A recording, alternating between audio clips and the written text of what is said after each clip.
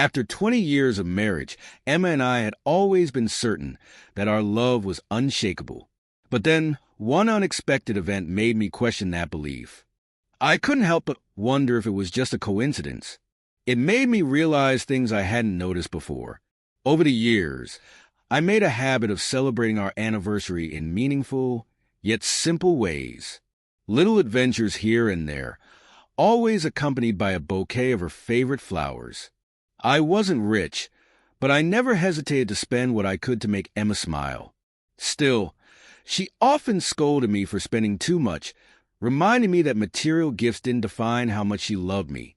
But deep down, I knew she appreciated the effort I put into everything. As our 20th anniversary approached, I was determined to make it unforgettable. I remembered how she'd always dreamed of taking a riverboat cruise, and in an instant, an idea came to mind. It would require quite a bit of money and effort, but I was ready to make it happen. I threw myself into work, staying late into the evening, putting in extra hours to turn this surprise into reality. Emma, however, was not too happy about my sudden workaholic behavior. She couldn't understand why I was so focused on this one project, but the thought of seeing her face light up with happiness when she saw the surprise made every late night worth it. "Ben," she said, her voice a mix of frustration and worry, "you don't have to push yourself like this. Is it really worth losing time with your family? I spend so many nights alone while you're stuck at the office, and Alex is out with his friends.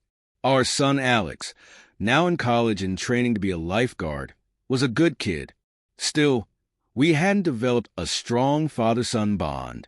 He'd always thought I wasn't doing enough to support the family, but these days, I was proud of him. Sure, we didn't always agree, but I didn't take his criticisms too seriously. I believed that one day, he'd understand the pressure of providing for a family. For our anniversary, I gave Emma the cruise she had always dreamed of, along with a beautiful bouquet. She was moved, but I could see the expense was weighing on her. "I really appreciate everything you've done to celebrate us, Ben," she said, her voice soft.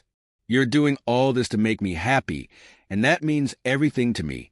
But we can't forget about our financial responsibilities, like the loan we're paying off and helping Alex get his driver's license. It doesn't feel right to go on this trip without him." I thought about it for a moment before responding.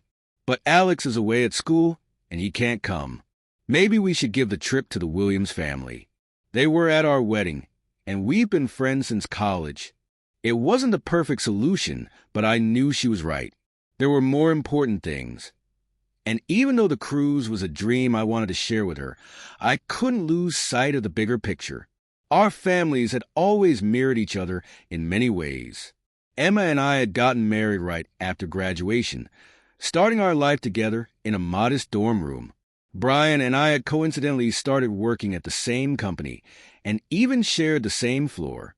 Over the years, both families moved into separate apartments nearby, which made it easy to visit and maintain a close bond. However, things started to change in the late 1990s when Brian made a bold decision to leave his steady job and start his own business. At first, I thought it was a reckless move, but to my surprise, he proved me wrong and built something remarkable.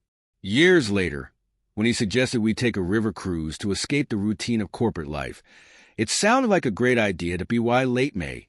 We were on a cruise ship, enjoying 3 extravagant meals a day, scenic excursions, and endless entertainment.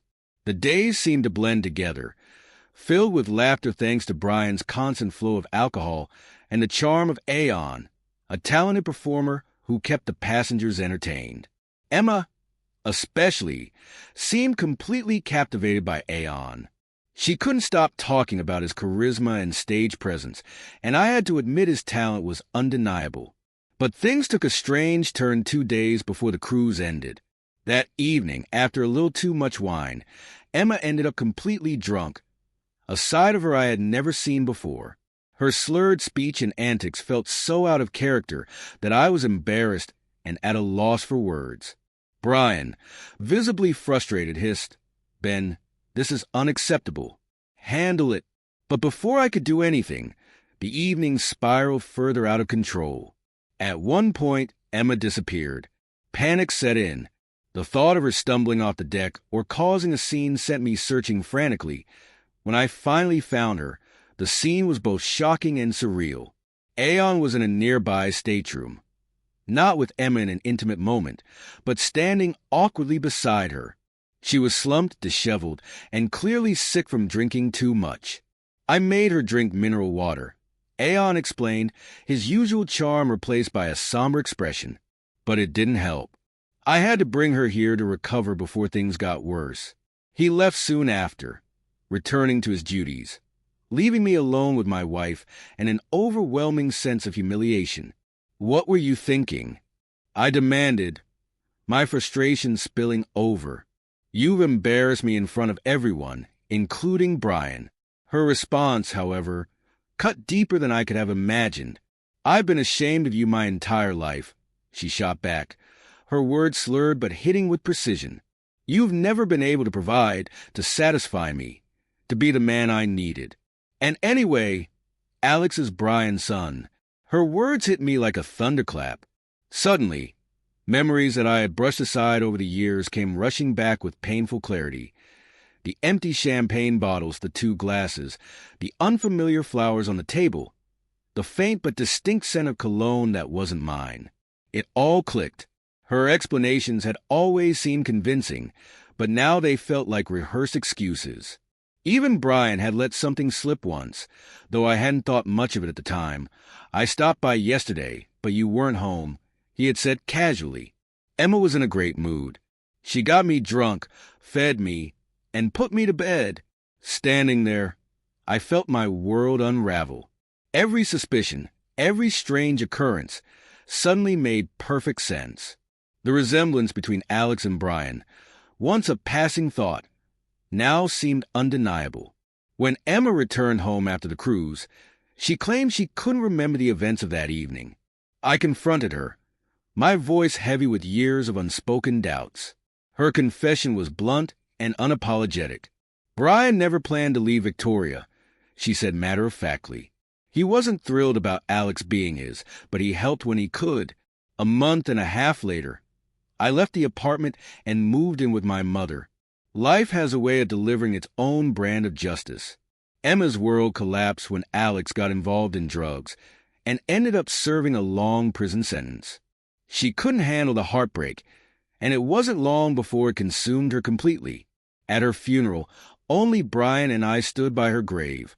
The irony was bitter, but I couldn't resist one final remark. "Ben, let's sail down the Mississippi. I'll let my son run the business for a bit. He needs to learn the ropes," Brian said. "Thank you, brother," I said, my voice thick with sarcasm and pain, "for all the happiness you brought into my life."